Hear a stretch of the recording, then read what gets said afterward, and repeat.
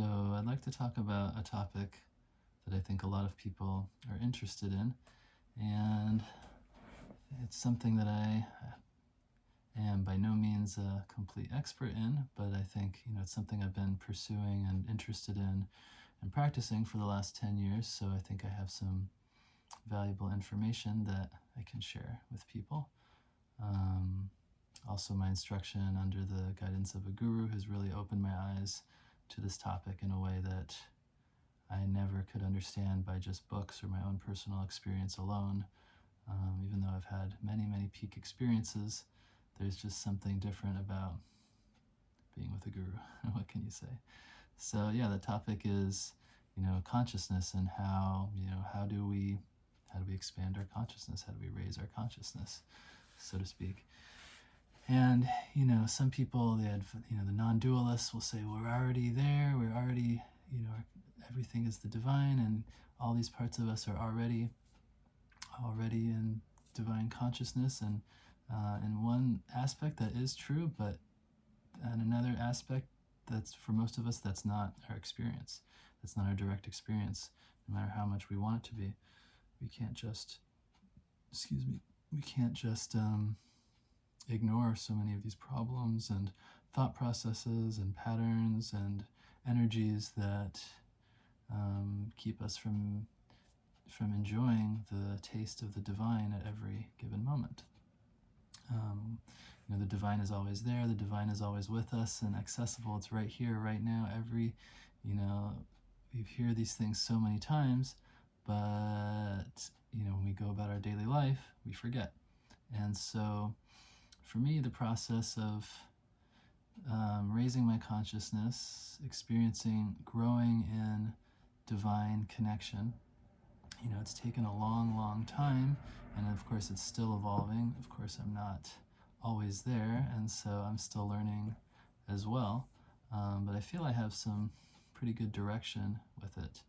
And part of it is, having deep experiences, and part of it is setting up our life so that we can access that more easily. Setting up our life so that the things, not being in avoidance and running away from things that stress us out and trigger us necessarily, but having a supportive life that allows us the space to go within and to connect often and to remember it often and be supported in it. Put ourselves in environments and with people that can support that. And it's not to be underestimated, the value of environments. There's so much information that's being expressed from our environment that we receive, whether on a conscious or an unconscious level. I mean, if we're living in a dirty city where where so many people are on drugs and and people are stealing and people are scared, those vibrations are going to be so strong. Those of the values that permeate that place are going to be emitted all the time, and we're going to have to be navigating those things. Whereas if you're in a place that's peaceful, where people are helping each other, where there's positive values, even if we don't recognize them at first, those things are going to pervade our consciousness and uplift us.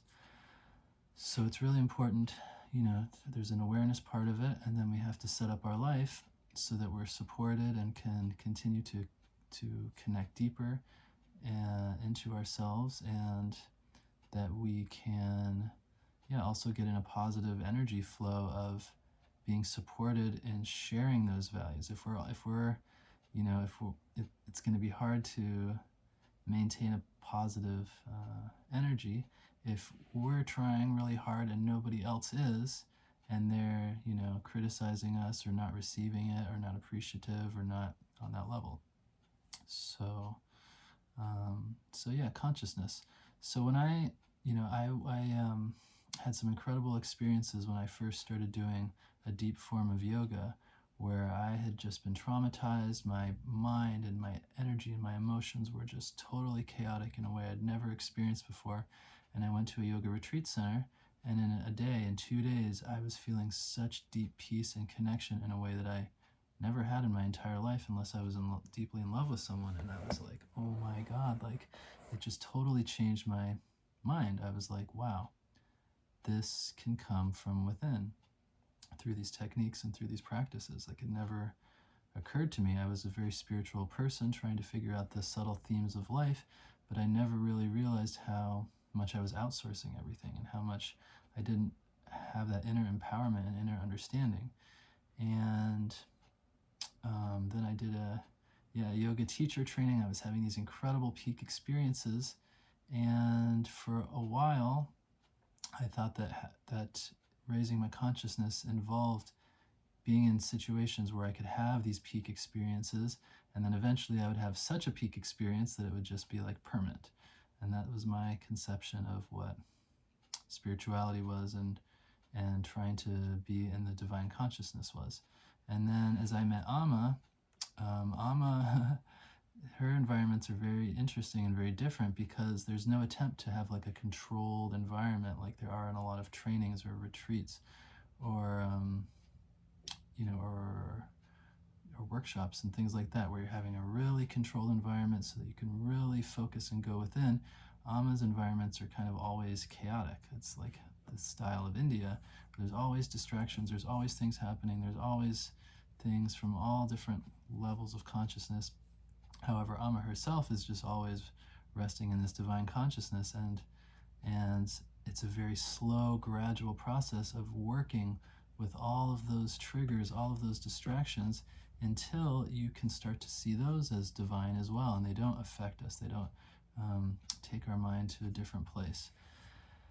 And so I learned a lot that way because I was kind of chasing peak experiences, and I've seen so many Westerners that are chasing peak experiences in one way or another and trying to have just string together peak experiences and call that a spiritual and divine life.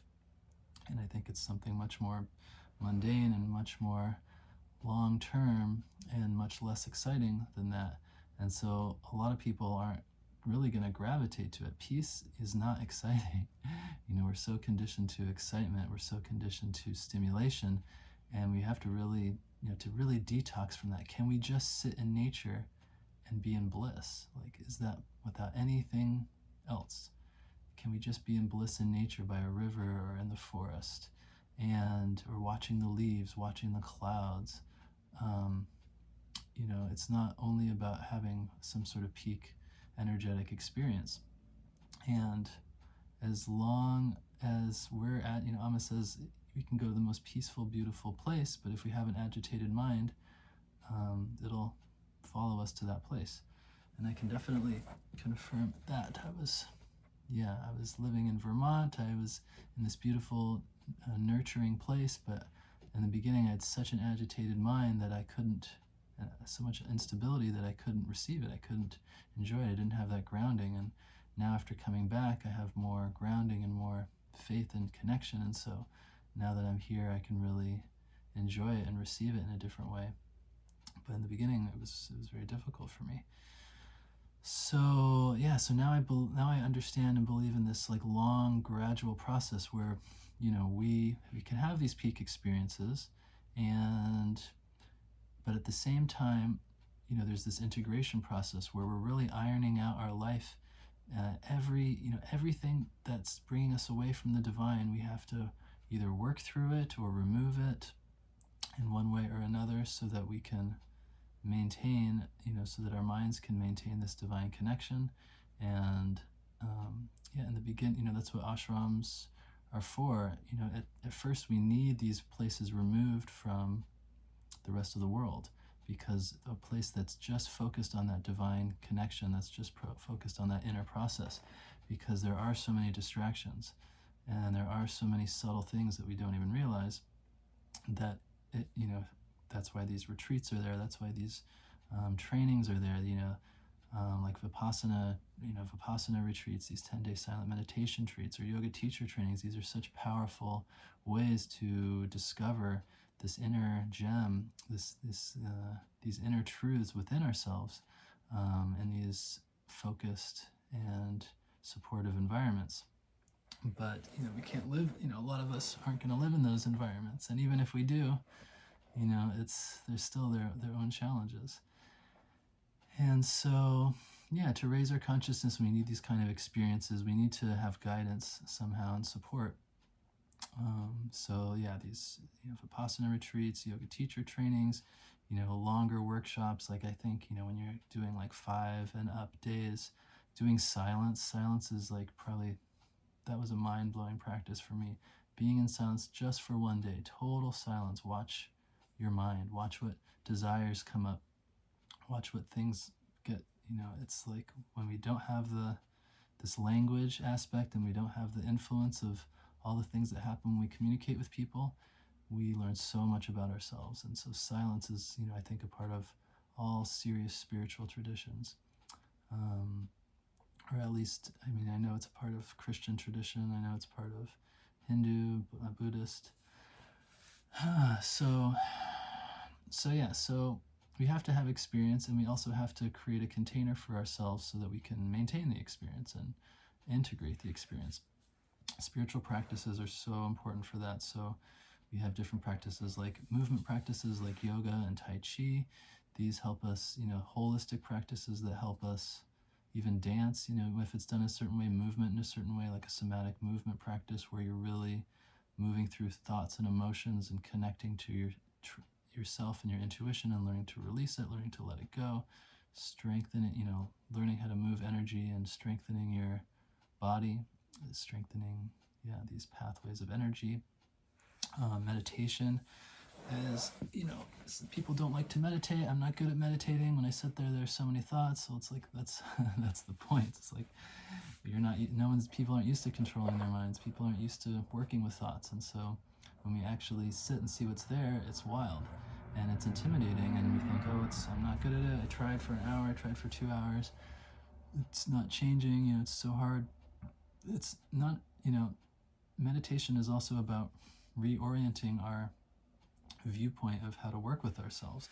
The outside world is, we work with control. We try to fix something, we move something, we use energy and something moves a certain way and we create a certain thing through our efforts. With meditation, the more you force, the more energy and strength it gets. So meditation is learning how to take away our energy from something, take away that attachment to the thoughts and the patterns, and watch it change on its own. Watch it change automatically. So it's not something so it's learning not to force life, learning not to force situations, learning how to let go, learning how to surrender to what's there. Instead of trying, the West is so focused on controlling things and creating systems and creating, pathways and algorithms. But meditation doesn't work that way. So meditation is so essential for, when we meditate, we're not at the mercy of our external circumstances as much because, you may get into a conflict with a person. You may have a challenging environment in a certain way, and it builds and maybe we can't do anything about it. We start to develop a story about it. This person's like this. I can't, I tried this, I tried that. I can't deal with it anymore. It's like, I've got to say something. I've got to do something. And, there's no way out. I got to leave or I got to do something. And with meditation, we come back to we're not at the mercy of our situations anymore. We come back to ourselves and we realize, just being by, you put yourself in a quiet place. Once you get used to it, you can reset those thoughts. You can reset those energies, come back to your center and wipe it clean so that we're not acting from prejudice. We're not acting from the past anymore. And we can take every situation as it is, which is totally new and totally fresh, and disconnect ourselves from those karmic patterns. So meditation teaches us to create space as well. When we sit with ourselves, we get the direct experience.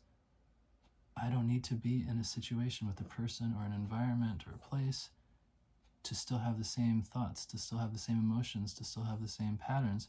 It's just happening on its own, with whether I'm there or not. And so we start to realize that these things are coming. We see directly, we know directly. It's so important to have this knowing. These things are coming from within. It's not just coming from, it's not the other person's fault. This person may have activated it, but if I have a different relationship to it, then that thing may not happen. So we start to, it's there anyway. It's there inside of me. So we start to have that knowing, and then we stop as much blaming life and others for our emotions and patterns. So meditation, is so important. It helps with communication. It helps with shifting things when we can create more space between the things that we feel, the things that we think. And meditation is about watching, observing. So we create more space between our thoughts, more space between our anger, more space between our irritation and frustration. And when we have that space, we can think, how do I want to respond? What do I want to do? If we don't have meditation, it can be very hard. But when you meditate and you're used to being with the energy, being with the thoughts, you're not allergic to it, then you can say something different, do something different in that moment, and not create those same karmic patterns and keep ourselves in these hells that we get into by reactivity. So this makes meditation so important to creating the life that we need, and not just running away or going in. Running away can create some space, but we still haven't worked out the problems are still inside of us.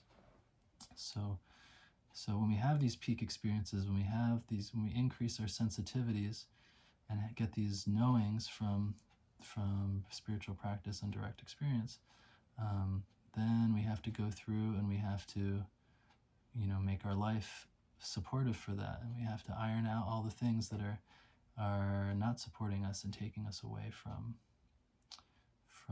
that. So other spiritual practices, what are they? Being in nature is so powerful also for creating that meditative state. Like I was saying, the subtle messages of nature are so powerful, and they teach us about surrender. They teach us about the wildness and unpredictability and beauty of life. They teach us that our problems, they teach us that our problems aren't as big as we think that they are. And just by watching water, by watching leaves rustle, there's patterns, there's harmonies that we can receive that are very healing. The voice as well, working with the voice, singing, toning, this clears out different patterns that we have, as well as helps us to move energy, clear energy out. Reading books, spiritual books, help us to reinforce a spiritual way of life, and understanding the process of life, understanding the process of our thoughts and emotions and energies, and giving us good values. Because we forget a million times, and we have to be reminded a million times. We have to, our Amma says that the the mind is like, what is it? Like the mind, what is she? Oh, shoot. I can't remember exactly what the phrase is. But, basically the mind is always trying to pull us down. Like the mind's nature is to be negative, and it's always trying to pull us down. So we need to be aware of that and know how to work with it, so that we don't just follow it into the depths. Rituals are so important. Ceremonies, rituals, pujas. Creating a sacred container and focus space to do actions and to orient ourselves towards the sacred, beyond the usual influences of physical material life. This helps us to connect to more divine energies. That can look like just doing a puja, where you light you get in front of your altar, whatever your symbol of the divine is, you light a candle and you wave the candle, you wave the incense, you offer, making offerings, going and finding flowers or beautiful things and putting them on your altar. These help us to think of the divine, be grateful for the divine, have a connection to the divine. And that brings up prayer as well. Like, if we want to raise our consciousness to divine consciousness, we have to be in connection with it. We have to develop our relationship to it. And I think this is probably a whole other post of how to deepen your personal connection to the divine. But we need to be having a conversation. We need to be sharing our thoughts to the divine, offering our thoughts, our emotions, asking for guidance, asking for help, sharing our frustrations and our fears.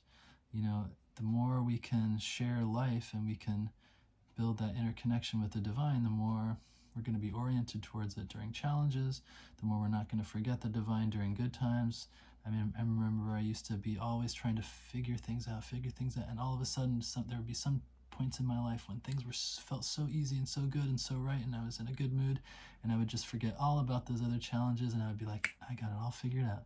I figured it out now. I figured out life, and then I would, it would fall away somehow, and I would be right back to where I was starting from. I just had forgotten all about it's like forgetting about the divine when things are good. You just like blame yourself and you say, I'm so great, I'm so powerful, I'm so charismatic, or whatever. And so it's important to have those, prayer, just, summoning all our mental energy and, asking, creating that humility, making it so that we're not, lowering our ego and saying, I don't know all the answers. Please, please give me a sign. Please help me in this. Please show me the way. Please, just creating that humility and that surrender, which is so opposite to how we see culture in the West, where everyone tries to be the best and no one wants to be subservient to anybody else. And so we think that if we don't know everything, if we don't know the answers, that makes us a less person, and we don't want to outsource our thinking. We don't want to outsource our process, our life to anything greater. We're afraid that makes us small, but actually humility makes us strong and flexible and powerful, if it's done with boundaries, if it's done with discernment. So this prayer is so important to raising your consciousness, developing that connection. Listening to satsang, that kind of goes along with books, reading books, just hearing someone that's of a higher consciousness, that's devoted their life to spirit, that has insights. These things are so important. Also, like values, focusing on spiritual values, meditating on spiritual values, like in Sanatana Dharma and yoga philosophy, they have the yamas and the niyamas. Looking at these and trying to incorporate them into all aspects of their life, of our lives. The one I was looking at today, I was listening to Amma's live program, and she mentioned the yamas and niyamas in a satsang, and she's mentioned it so many dozens of times, and I remember it and then I forget. So I'm like, okay, I'm more stable now in Vermont. I'm gonna focus on these again. And the first one, that's a very famous one, ahimsa, is nonviolence. And nonviolence could be just don't kill another human, but there's so many, dozens and dozens and dozens of layers of nonviolence. There's nonviolence towards humans, there's nonviolence towards animals, there's nonviolence to us in relationships of words, there's nonviolence to ourselves, our self-talk, and how do we treat ourselves when we have emotions? Are we self-sabotaging? There's nonviolence even of bugs, and of how do we treat plants. I mean, obviously, like, we need to eat something, but are we violent in just taking and not appreciating? Or so it's when we have this non-violence that's seeping through our lives, we get rid of that vibration, and then more and more and more we're filled with vibration of appreciation and gratitude and love and those things. And I remember, I never used to think twice about people killing bugs. And there was a friend I lived with for a long time, and we were we were close. I knew him quite well, but I never thought about this aspect of killing bugs or killing the small things.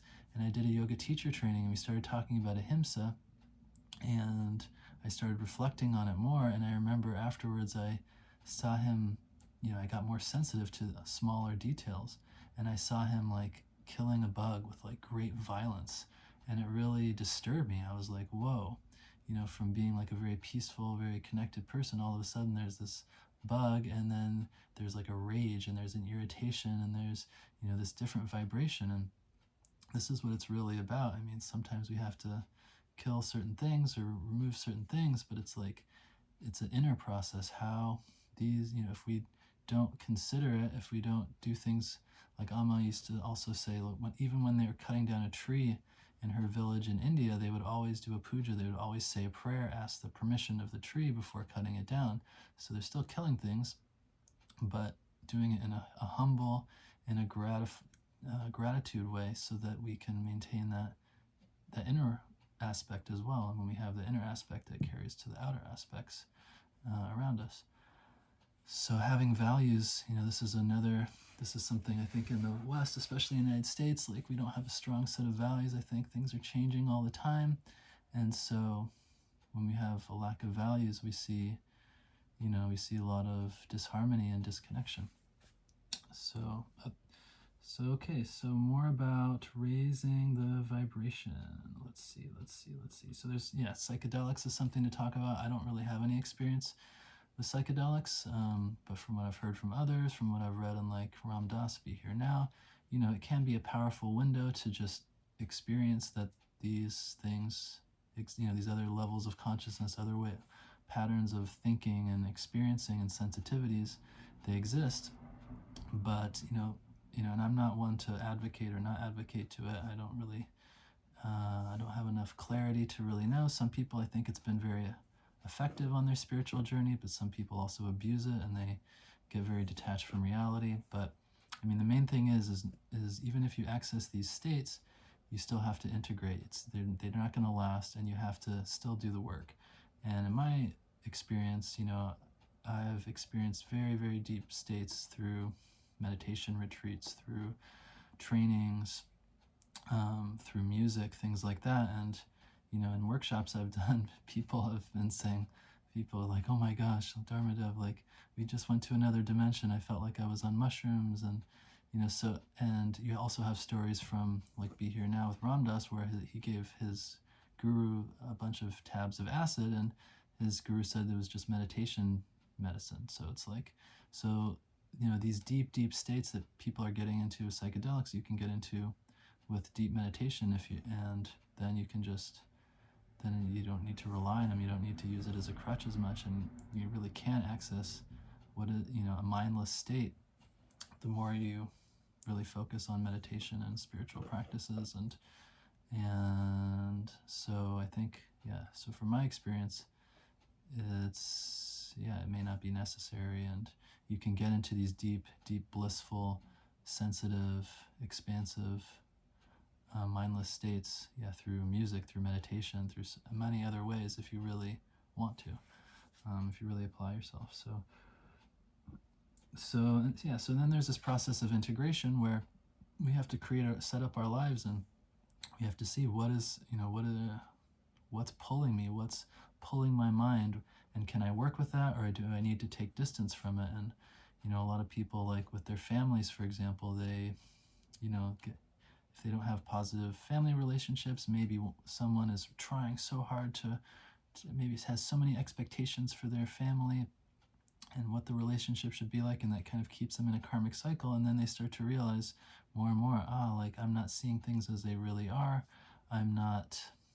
I'm getting so entangled with it, and it's causing chaos in my mind and emotions.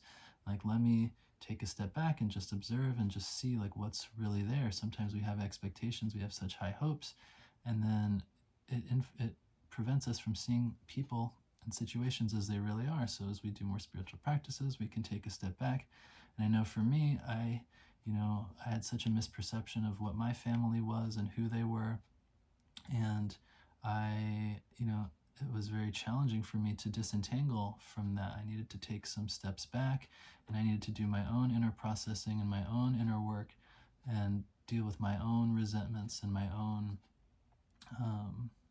my own mis-expectations, and give myself what I needed, which I was always wanting from my family. But family can't give you everything, and as we become adults, as we become spiritual and autonomous, we need to learn how to give ourselves what we want and need. So finding that in other ways, and then creating, working with the old resentments, and just learning to just deeply accept that everybody is flawed. Not everybody is going to be a perfect person. Not everybody in our life is going to be a perfect person.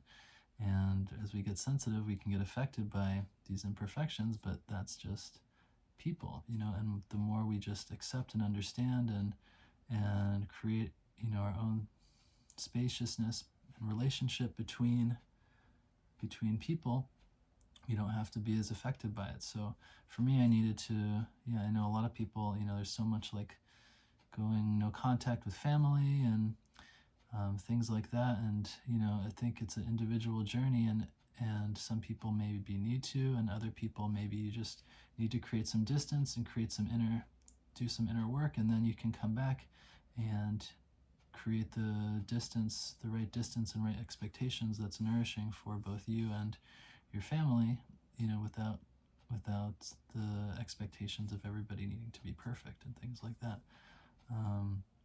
So that's an individual journey, but it's like, when we start on the spiritual journey, we want love. It's like spirituality is almost like a love formula in a way. And we start to see the pathways that we try to explain to people, and our family doesn't understand. It creates conflict. We're like, no, and then you want to just like go no contact. And I don't know, it's a very slow and gradual process, and not every, people's consciousnesses change slowly, and people's minds change slowly, and you can't change someone's mind just by explaining things. There's so many karmic patterns, and even someone like Amma, who, she's like an incredible guru that's changed so many people, but you can't change through force. You can't change through your own expectations. Change only happens with love. Change only happens with nurturing. We have to feel our nervous system is safe. We have to have that inner understanding, and change is difficult. We have to want to, and change is uncomfortable. So, just because we learn these things, that's something I know I got into, a lot of other people get into. It's like you start to figure this stuff out, and then you want to go change everybody. So be careful about that. And, with jobs too, things like job environments, like I thought I had to cut, I tried my best. For me, I needed to let go of my job. I was trying for years, and I was just struggling. The more sensitive I got, the more that I saw, and I eventually had to let it go. Some people they have these insights, they want to cut it out right away. And I know, it's like, everybody needs to, I know it's like hard to give a one size fits all kind of guidance, and I'm not qualified to do that. But, Amma often has people stay, they ask her for guidance. She often has people stay in challenging situations for a while, instead of just immediately running away. More layers reveal. I know when I've stayed in challenging situations, instead of immediately running away, I discover more layers. I discover more flexibility, more expansiveness, more compassion maybe. And then over time, sometimes there's this point where you're not just running away anymore. You feel clarity. You feel, you're not just running away from something, you're moving towards something else. And I think that can be an important distinction.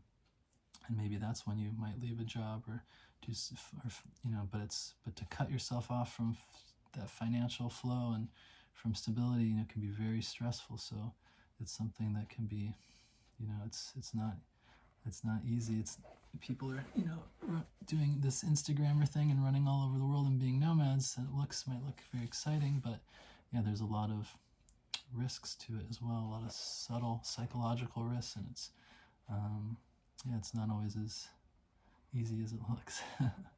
So we need to create, we need to find work that's that's a lot more aligned with, allowing us to be ourselves, allowing us to be in systems that are thriving, and where we feel like we're contributing, where we're feeling there's an alignment, like the more things are aligned towards love, towards healthy, towards helping, towards making the world a better place, it's going to be more uplifting, more suitable for, because when we're in these systems where we have to cut so many parts of ourselves off, or it seems like meaningless work, this is really making it hard for us to live spiritual lives, because we have to make so many inner adjustments in order, or it's like staying in a bad relationship too. If we're staying in bad relationships, if we're staying in toxic work environments, we have to cut off so many parts of ourselves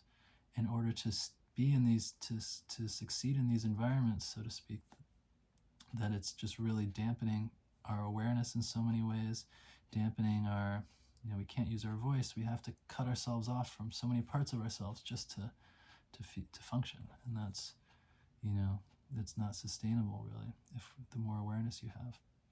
So let's see. And then, there's just daily life, like, so, jobs and relationships, waking up, going to the store, doing, just daily things. We can bring more and more and more like a spiritual divine awareness, eating, things like this, preparing food, cooking. So, Amma talks about, there's a I don't know the exact phrase in Sanskrit, but it's like making every action a worship, a puja. So when we can even make, lifting up a glass, can I make this, lifting up of the water and the glass and putting it to my mouth and drinking, can I make that a divine action? Can I feel the divine energy and feel gratitude towards this, feel the divine energy flowing through my arm, allow the receiving of the water to nourish me, giving gratitude, giving thanks for those things, can I, and also, at the same time, surrendering to the divine at the same time. So realizing that I'm not only, it's not just me, this person, Dharmadev, Matthew, who's doing these things, but I'm doing this because of the divine energy that's flowing within me.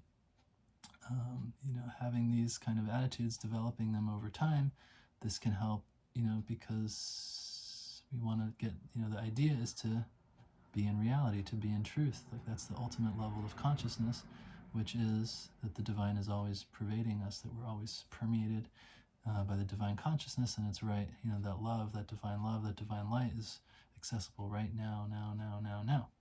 So by doing these things by developing that awareness with everyday actions, then we can more, Amma would ask us, do you remember the divine when you're brushing your teeth? Do you remember the divine when you're going to the bathroom in the morning? When you're in the shower? All these things, all those moments are permeated by the divine too. So, it's a gradual process of just remembering more and more and more, and then coupling that with the spiritual practices where you're tapping into it more deeply and experiencing it more viscerally, and then, bringing it into more and more and more and more, ironing out all the places where we experience triggers and stress, and bringing the divine more into our life in all the different moments. To me, this is like the formula, so to speak, of raising our consciousness and just being more and more, seeing all the places where we have these desires, and I want something, and I need something in order to be happy, and I need to get that, need to do that. All these things that agitate and heat up our minds. Just finding, just basically ironing all those things out so that we can do things, we can be in the world, we can follow, we can pursue different things, but always being, more and more and more in that divine presence. So what else is there?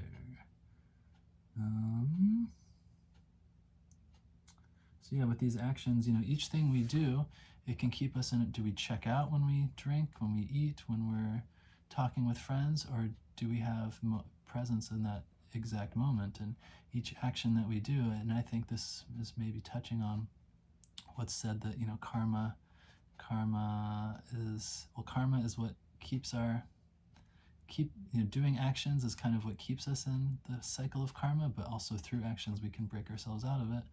And so this is what I think is maybe touching on. It's like, when we do things, are we doing things mechanically, or are we doing things intentionally? So this is part of that process of actions. It's so easy to just go through a day and it feels exactly the same as before. We know what we're to expect. We just do our thing, and that's keeping us in those same patterns. It can be very stagnating, but also there's a million special, unique moments in every day, and just tuning into those more and more. So and so we need to be supported. We can't do it all ourselves. There's only like a handful of people who have ever done it all themselves, and even those people will say that they got support in various ways. So it's seeing life as a school, seeing life as showing us signs and teaching us things, but also we need to be in supportive places. We need to be in places where we can talk about this stuff without being criticized and judged. We need to be in places where the values are there to inspire us. When I went to a Vipassana retreat for the first time, I was so shocked and inspired. I could not believe that it was free, that it was donation based. Like, you can go there, and if you don't want to pay, you don't have to. It's pure and it's sincere. I was shocked. And Amma's programs are the same thing. You go to Amma program, you know, it could change your life, and they have to pay for those halls and all the plane tickets and everything like that. But you don't have to pay if you don't want to. It's just purely donation. It's purely they want any contributions to really come from your heart, from a sincere place, and not to make it a financial transaction. So I was shocked. I was never, you're growing up in the West, and everything is, everything is a business transaction, and you can't believe that there's anything that can work that way. Aren't people so selfish? Won't people just take advantage? And they actually find, at least they told us in Vipassana, like, people give more when they have that option, because we don't want life to be a business transaction. And okay, I gave you this, now give me this, and things dry up very quickly that way. It doesn't allow for that flow of intuition and energy and love and just spontaneity. So putting ourselves in places where we can be inspired spiritually, like ashrams, like different spiritual events, satsangs or kirtans, or retreats, or just with people that are on that same wavelength, or even online communities, just music even that has that spiritual orientation. So the more we're surrounded by that in our environment, the more it'll be easy not to be affected by environments of a lower vibration, because you have that foundation, you have that anchor, and you can believe it's, there's, with the internet now, there's so many ways to tap into that. You don't have to necessarily just go to you don't have to go to an ashram. You can kind of create your ashram here and there with different people on YouTube, or different music, or different websites. You can create that community almost. Instagram, people can share those things. So so it's so important to be in those environments, and to be in them for an extended period of time, not just when you're at home just on the computer. You're still kind of in your mind, in your own environments. And I think real life, of course, there's no substitute for real life, where you're really, there's so many subtle things that are being picked up on by the nervous system, by the mind, by your energy. So many messages. It's like being in nature. It's like if you go in nature and you're on your phone, like, you'll get some influence, but you're not going to get the full receiving. So it's important to be in those environments where you really see people practicing or trying to practice those values. Also like temples and churches, holy places, things like that. That's a whole other topic of like the conditionings that we have around those places. But one thing that can't be denied is a temple, a church. The purpose of them is to go and to connect to the divine. You may disagree with the religion. There may be conditioning with the religion to work through. But, it's like if you try to, if school was held in a bar instead of at a school, it would be a lot harder to learn. An environment that's totally focused on one thing supports you to learn that thing. So we go to school, everything is focused on learning. You put away the phones. There's no business transactions there. There's not, you have a class for a certain amount of time, then you have a class another certain amount of time, where the whole focus is to learn. So it's easier in theory to learn in those environments. If we go to a sports game, the whole point is to play and to do the sports game. And so the conditions are there to maximize that. And if we want to connect to the divine, we want to go to a place that's focused on connecting to the divine. So, churches, temples, they're made for that. So when people go there, their minds are primed to do that, and that the environment itself is primed to remove distractions. Hopefully, you don't see a lot of dirty, filthy churches and temples. They're cleaned. There's removed of clutter. You see the iconography that reminds people of the divine, whether it's a cross, whether it's the stained glass windows, whether it's the Torah, whether it's just a spaciousness, whether it's the divinities of the, Hinduism, whether it's, just kind of spaciousness of a Buddhist temple. There's the incense, you see and you feel that those that's what that's meant for. So that helps us to be in that mindset too, and you can really feel it if you're open to it. So those places are important to go to support us. And nature can be that way too. Creating an altar at home, it's like a little mini extension of that. So these things are all important.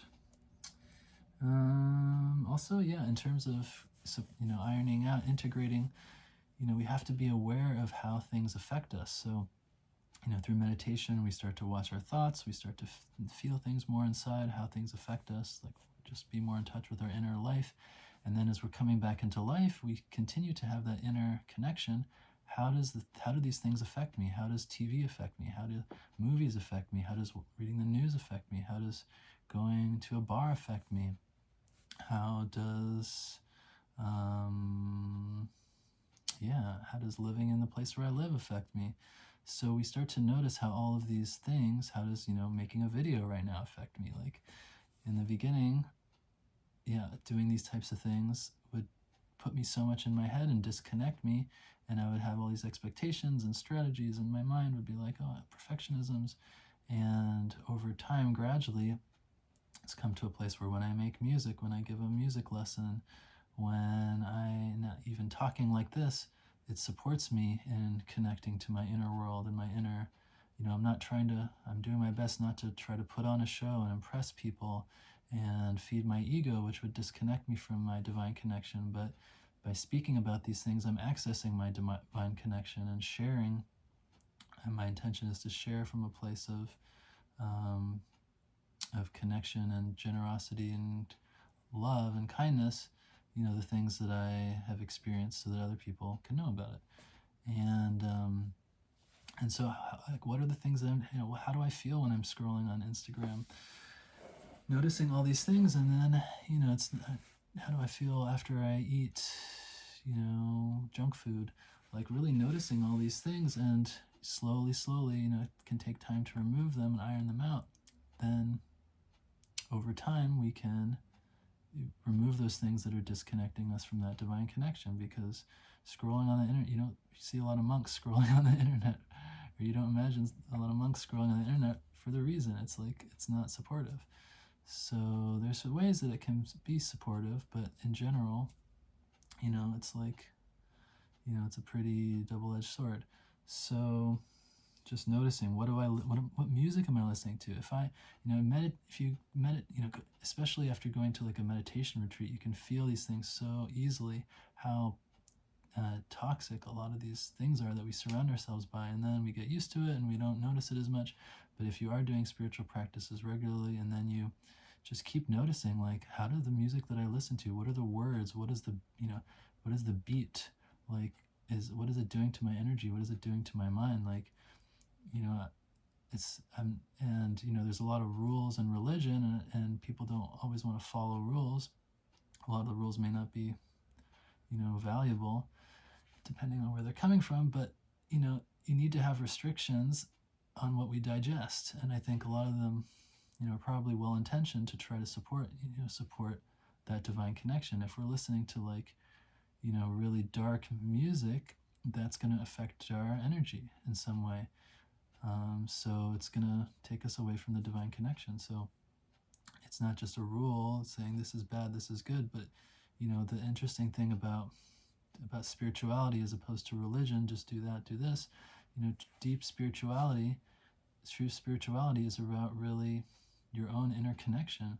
And in a sense also you can, there's the non-dualistic conception, everything is divine.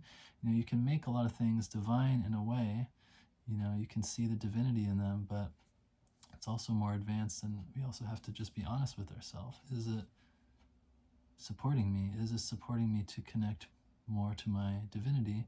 And we may have different conceptions over time.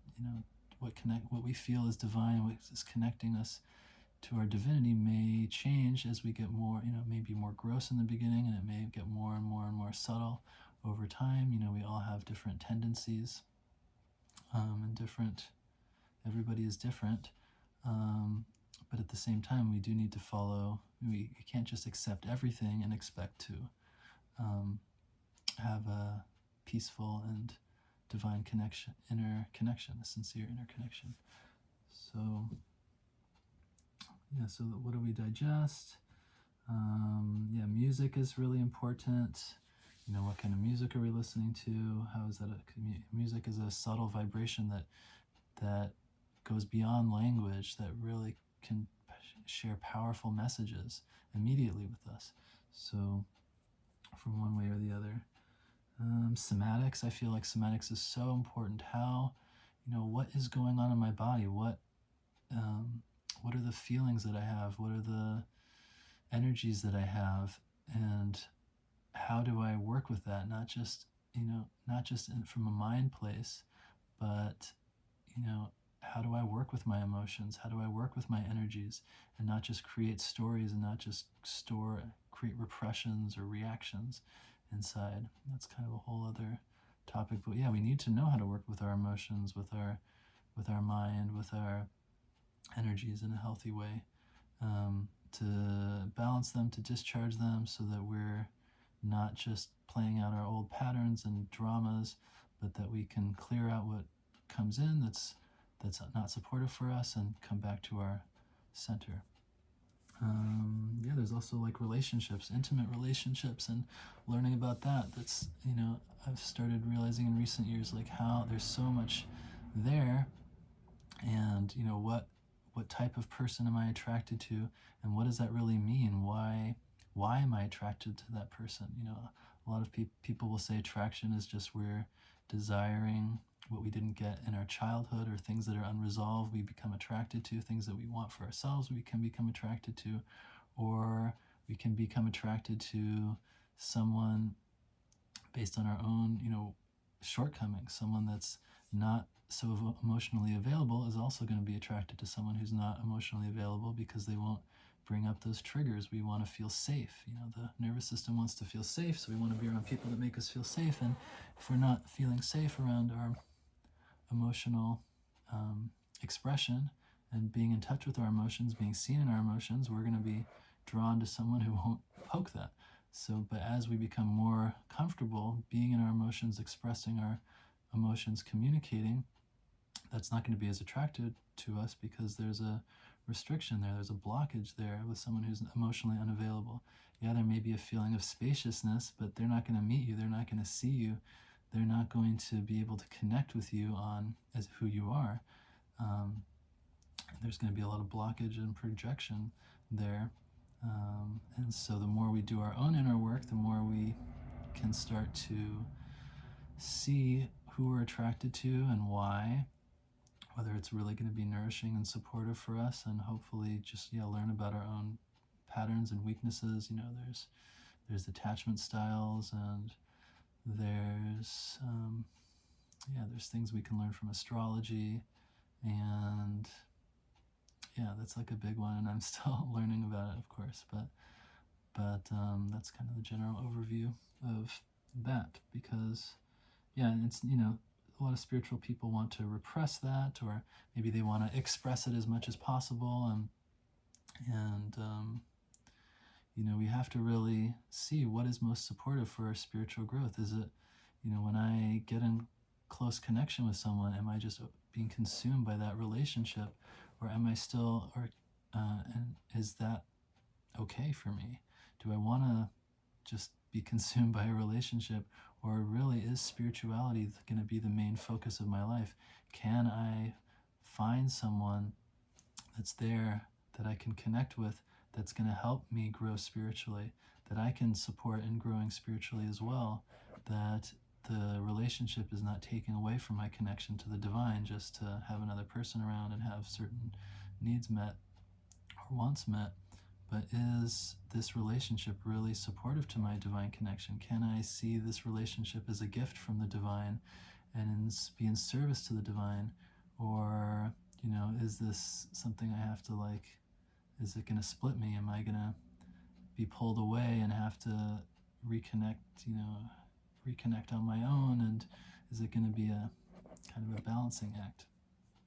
Is it someone that understands what that process is like? So that's, that can be challenging, and I think it's also very important. And then the last thing I want to mention is intuition. So, the more we iron these things, what I've learned is that the more we iron out these different things, the more we learn about ourselves, the more we learn how to work with our mind, our emotions, our patterns, our relationships, the more stable things become, the more we are able to be, the less we're bothered by these agitations of our mind, these stories of our mind and emotions. And the more those start to subside, then our own deeper intuition starts being more and more and more accessible, and we start to see the different layers of things. What's intuition, and what's my mind? What's my stories? What's my old reactions and patterns? That deep divine intuition and trust, we can feel our heart more. What does my heart really want? So as we're working on all these things, the agitation, we get pulled, the drama starts to subside more and more and more. It's not taking up our time anymore, being in all these dramatic situations and getting through the day, through work, and then, having to navigate relationships that aren't supportive, or these types of things, friends that I don't really like, or doing things I don't really want. We start to iron those things out more and more, and we start to find out what does light me up, what does my heart want to do, what makes my heart happy, and starting to trust ourselves more and more, following that inner voice that's can be very small and subtle, and distinguish, use discernment, distinguish that from our mind and our desire, our lower desires, our reactionary desires. Start to think like, what's nourishing for me? So all these things kind of are all dancing around, interplaying. It's a big stew, and it's quite a complex process, but as you work through it step by step, it just becomes more and more simple and clear, and you develop the inner trust, you develop the inner, when you have that strong guidance and understanding and faith, especially having like a guru and a teacher who can really show you that spiritual path, then it puts challenges in their proper perspective. You can bounce back from challenges more and more and more, and stay focused on spiritual life more and more. Having that regular practice and discipline, something I'm still working on, but it's like, do I just stop doing my spiritual practices when things get tough, or is that when I really double down on it and realize how important it is to create that inner stability? So let me know if you have any questions, any thoughts. I imagine over time each one of these could be a video and explaining more nuance and detail. So let me know what interests you. Let me know what questions you have. Disagree with anything. And as always, just take a moment, take a deep breath in.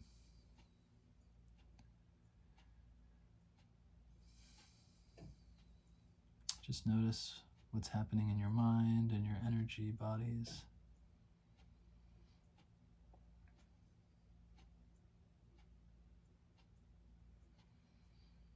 Just witnessing it like you're watching a movie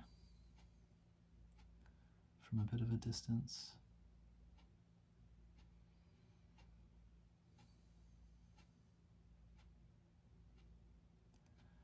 If you made it this far, I just want to thank you for being here. I feel it's such an honor just to be able to share these things. I've learned from so many places, and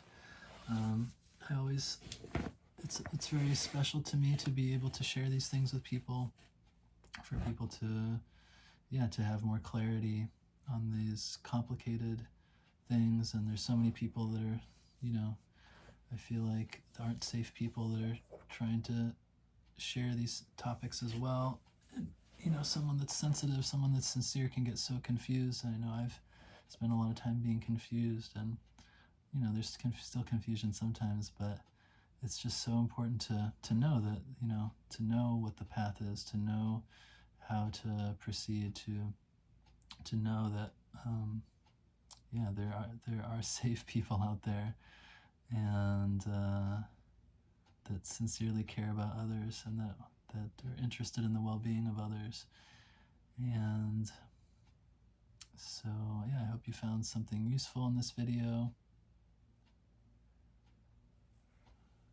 Just want to, yeah, thank you. Take one more moment, just try to connect to, yeah, try to let go of any energies, any thoughts, anything inside, and just, yeah, connect to something deeper.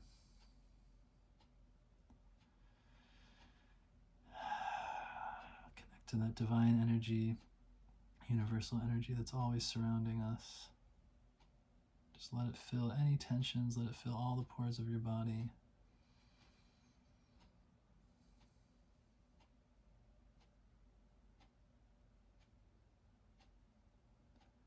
And thanks again, and I'll see you next time.